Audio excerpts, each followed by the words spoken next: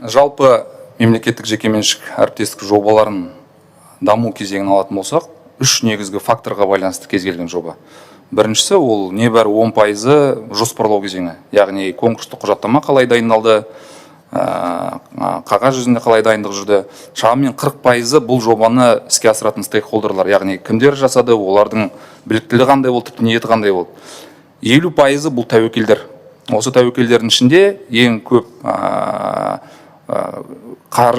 шетелдік инвесторлар мән беретін, қаржы ұйымдар мән беретін тәуекел бұл валюталық тәуекел.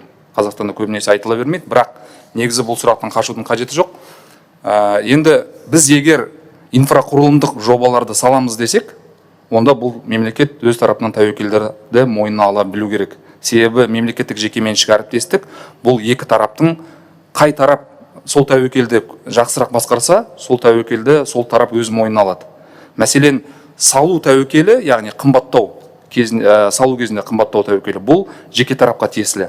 Валюталық тәуекел бұл мемлекетке көбінесе беріледі. Жалпы халықаралық практикада солай.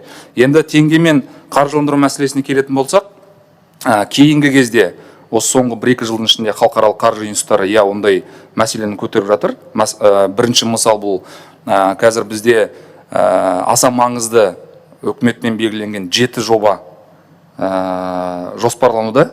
Ол туралы былтыр 31 шілдеде 25 жылы сәйкесінше қаулы қабылданған болатын. Осы 7 жобаны қаржылық халықаралық институттары іске асырады. Соның ішіндегі біріншісі бұл Қарағанды облысындағы 300 орындық көпбейінді аурухана салу. Міне осы жерде 50%-ға дейінгі қаржыландыру мәселесі теңгемен жүзеге асады деп күтіліп отыр. Қазіргі таңда бұл жоба бойынша конкурстың екінші кезеңі өтіп жатыр.